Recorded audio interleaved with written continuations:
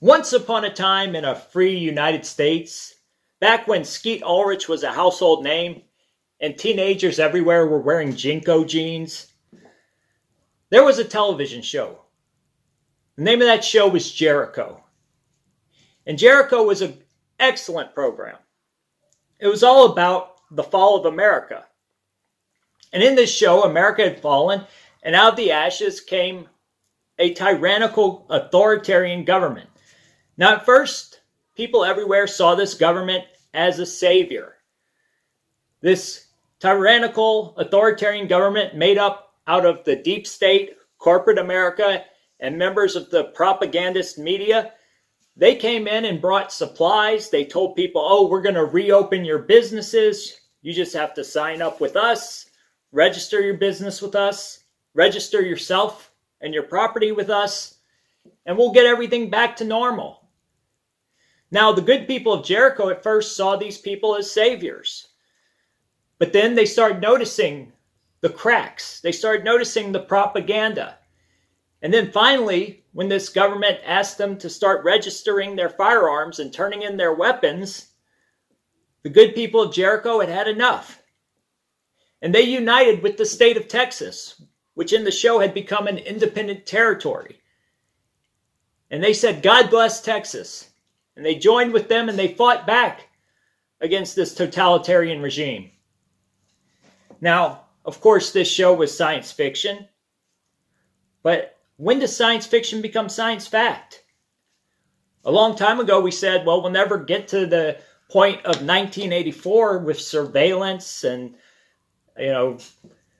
re-education, words we can no longer use. But we're there. In many regards, we've passed everything written about in 1984, which was a nightmare scenario for most of us only a few years back.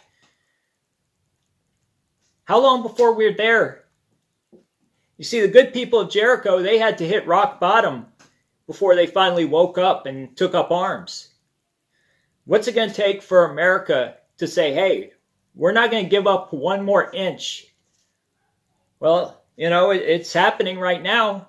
We keep giving up inch after inch, mile after mile to totalitarians.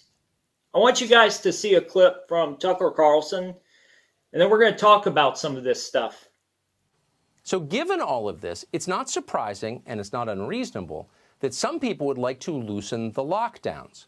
We flattened the curve. Let's figure out how to resume our lives. That does not sound crazy because it's not crazy, unless you're the people in charge or their bodyguards in the media, in which case opinions like that are a dangerous threat to your power and must be stamped out immediately.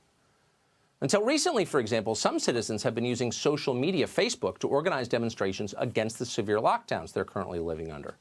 Expressing your views about the decisions that politicians make is protected under our Constitution. You could argue, in fact, it's the whole reason we have a Constitution in the first place. It's literally enshrined in the First Amendment, and for a reason. But Facebook doesn't care. Facebook doesn't recognize the U.S. Constitution. It doesn't recognize our country's centuries-old norms. As CEO Mark Zuckerberg explained on ABC, people who complain about the lockdown and organize others to do the same have been removed from the site for providing, quote, misinformation. How do you deal with the fact that Facebook is now being used to organize a lot of these protests to defy social distancing, defy the social distancing guidelines in states? Is somebody trying to organize something like that, does that qualify as harmful information? We do classify that as harmful misinformation, and we take that down. Misinformation. That's a term that should give you the shivers. It's how totalitarian regimes dismiss views that threaten their power. That's the country we're suddenly living in. So we'll get right back to the video with Tucker Carlson. I just want to bring up a quick point. Yesterday in my video, I talked about how Facebook will be shutting down all events on their platform. In a statement, they said that they would no longer allow people to post public events until after June of 2021.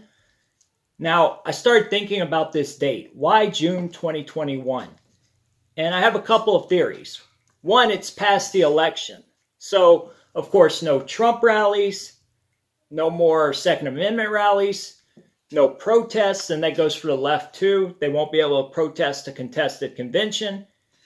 And the other reason I think is because it's such an abstract date. It's so far off, it gives them lots of time to continue to push through any agenda they want it to implement. And of course, this was in response to people planning anti-lockdown protests on the site. So it allows them to continue to keep us locked down, continue to shut down businesses, and we won't have any public forum for rebuttal. And remember, guys, they are not just shutting down events. They are taking down groups, too. They're removing groups that support these protests. When I searched for in shutdown North Carolina, the first suggestion I got, and every other suggestion afterwards, was in shutdown protests North Carolina. So Facebook is promoting the groups that want to end the protests, but not the groups that want to end the shutdown. Those groups are censored. The state of New Jersey recently issued criminal charges against a woman called Kim Pagan. Her crime? Organizing a protest against the lockdown. In other words, she criticized the governor of New Jersey, so his employees had her arrested. Are you comfortable with that? Our leaders are comfortable with it. They applaud it. It makes life easier when your critics shut up and go to jail. They like that. In Elizabeth, New Jersey, the mayor there is using unmanned drones to spy on citizens and make certain they obey. That sounds like something they do in China. And they do. In fact, the drones are literally from China. They're made by a Chinese company called DJI. The company has donated them to 22 American states to control unruly voters. It seems obvious those drones must be sending data back to their masters in China. The Pentagon believes they are. They've banned their use. But the mayor of Elizabeth doesn't care. The drones are helping him consolidate his power. He's for them. Over in New York City, Mayor Bill de Blasio doesn't seem to have drones just yet. He may, but for now he's got the next best thing. 8 million potential snitches all working for him. De Blasio has ordered his citizens to spy on their neighbors and report their neighbors if they behave in unapproved ways. Needless to say, it should make you very nervous when politicians leverage your fear to make themselves more powerful. It ought to terrify you when they start arresting people for the crime of disagreeing with them. Our media exist to push back against these kinds of dangerous excesses. That's why we have the First Amendment. Are we watching a flu d'etat? The press ought to be asking that question. They should get to the bottom of it, but they're not. Instead, they're cheering on the repression. Watch MSNBC explain how anyone who disagrees with the politicians they like is, needless to say, a racist. What is it that they're trying to channel here? Is this sort of neo-Confederacy? And what the hell does that have to do with a pandemic? America first is a phrase that was used by Charles Lindbergh and the Nazi sympathizers in 1939, 1940, 41. It became President Trump's rallying cry. You have that on the right. So I just want to bring up one more thing I talked about in my video from yesterday, and I encourage all of you guys to go watch that video. It's all about the MK Ultra experiments, the CIA, and how we got to where we are now.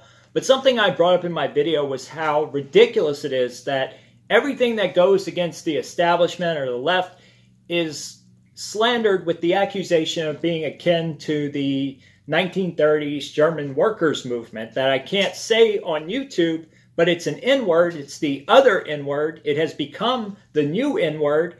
And of course, I can't say it, but the members of the media can use it constantly to drum up fear and hatred towards any group that they consider to be a majority or a threat to their established order. And I thought it's funny because never in human history has there ever been a group of people or regime that used another group of people or regime that they fought decades ago or even centuries ago as a slanderous label. So, for instance, people in Rome were not calling their enemies Carthaginians 70 years after the Punic Wars. But this concept that you have to have an eternal, never-changing enemy, that's straight from Orwell's 1984. And of course, we know Orwell wrote a lot of his books based on communications he had with the elites of Europe, plans that were relayed to him through the Fabian Socialist Society. So a lot of his fiction was based on fact. And I think that this idea of an eternal constant enemy is part of that. And it's reached a level of ridiculousness now where Everything is about this. In fact, every TV show, the bad guys are all white, Christian, people who could be labeled as such with that N-word. And I think it's very funny that this guy brought up Lindbergh, because right now there is a television show called The Plot in America, all about how Lindbergh was one of these N-words and he becomes president in this show. So they're rewriting history. They're making this fiction show, but they write in a lot of parallels between Lindbergh and Trump. And of course, anybody who was anti-something back then is akin to the people who are either anti-immigration now or anti-gun control now. So I think it's very interesting that he brought up Lindbergh. And if I were the family of Charles Lindbergh, I would be suing these people who are trying to defame an American hero. But, of course, as we've seen before, all the children and grandchildren of these great American founders are also cucked now because of the influence the left have in American elite universities. When I look at these protests, what I see are a bunch of white people essentially saying, oh, it's affecting those people, so why do I have to change my life for them? Let's be honest about what they are. They are the Fox News, Nazi Confederate death cult rump of the Republican Party. It's not that hard, unfortunately, to turn a health crisis into a racial, ethnic crisis. I think that what they're saying quite clearly, when you see the numbers, when you see the statistics, when you see the CDC data, is I want more black and brown people to die. Right? That can't. If you want the government to open up, then you want more black and brown people to die. Joy Reid is the biggest race baiter on cable. Can you imagine putting that garbage on your TV channel in the middle of a pandemic, whipping people into a frenzy of paranoia and hate on the basis of zero evidence? So irresponsible, it's hard to believe it's happening. So, of course, Tucker Carlson is right, but there is a reason why they have to do this, why they are constantly trying to stir up division, why they're constantly trying to slander certain groups like Christians, heterosexual males, whites in general. And that is, of course, because those demographics typically are more self-reliant, more likely to be skeptical of the media or question authority, and they can't have that. And they realize that if that group gets influence over other groups, then they tend to join in, and that makes a real threat to their established order. But what they're doing is so dangerous, because when you go out and slander these groups as being that N-word we talked about, and now on top of that being couriers of disease, people who want to get everyone sick, people who want to kill your grandmother, well, what happens when these other groups have members of their family get sick or pass away? What happens when there's no food in their stores? Then who are they going to blame? Not these elites who have shut everything down. They'll go after those groups that have been demonized constantly in the media because they are trusting of these media narratives. So again, what happens when grandma dies and these people look around and they see the rest of the people where they live are all hurting, stuck in a 200 square foot apartment or in some project. Meanwhile, you have people like me who have a larger property, who have a garden with abundant vegetables and fruits, who don't seem to be hurting as bad because they were prepared. Well, the media says they've taken from you, even though that's the opposite of the truth. Now, we've never taken anything, that we are the most productive, least dependent groups in America. But that doesn't matter because they've already heard the propaganda. And the reach the media has and the ability to sell lies and propaganda to the American public is unimaginable. And the only way we're going to fight back is by having conversations with these people, going out and reaching out to them and explaining this stuff to them. And it happens in my own home. You would think it doesn't, but yesterday I was having a conversation with my sister-in-law, and she saw these people protesting, and I could have gone after her and really attacked her on the financial reasons and how the bailouts that exist aren't helping a lot of sole proprietorships. They have requirements for a certain number of people on payroll. They consider certain groups or businesses with a number of employees less than, let's say, 5,000 as small businesses. So a lot of these big corporations are still benefiting while smaller corporations aren't able to. I could have talked to her about the fact that we are inflating the dollar and we shouldn't be bailing out anyone in the first place. But the one thing I said to her is that it's a very un-American policy to give up liberty for safety. And I hope that's sunk in with her because she is not from the United States originally. So that concept is not as natural to her as it is to me. But that's the only thing. I didn't want to have this drawn out argument with her. I didn't want to bring up statistics and things that, she wasn't very familiar with. I just wanted to remind her that this is a core principle that America is supposed to be centered on, that we don't give up liberty for anything or anyone. But here's the bigger theme, and you may be sensing it. Certain people would like to use this moment to elevate themselves and crush you. On The View today, host Joy Behar complained that not enough rights have been abolished during this pandemic. Exercising the right to bear arms, she said, should be treated going forward as a felony. Why are you bringing guns to a rally? You want to call yourself protesters, leave your guns home. Those are terrorists who bring guns to things, to rallies. I don't trust that at all. And don't listen to these people. These people should stay off television until they can get some critical distance and some wisdom. So if going to rallies with guns makes us terrorists, call me Kevin bin Laden. The fact is, guys, is that these people are out there calling us terrorists, calling us that other N-word, slandering us because one reason, they fear us. They know what they've done to America. They know what they're doing right now is wrong. And they fear us realizing that. They fear us holding them accountable.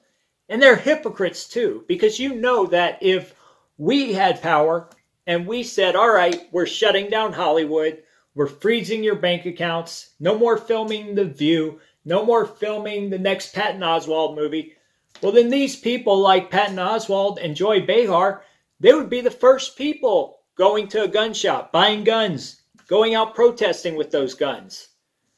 But of course, it doesn't affect them. So they sit there in their ivory tower and look down on us, and they put their boot on our neck.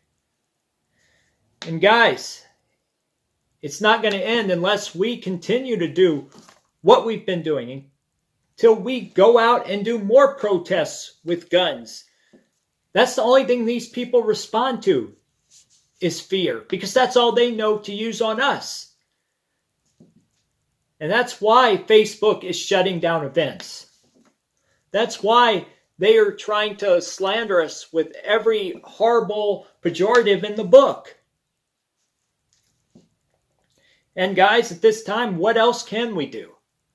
We've exhausted every other measure. We are censored to death. We are no longer allowed to organize on Facebook. What will be next? They're trying to stop us from buying seeds. They're trying to ration what we can buy in the supermarkets.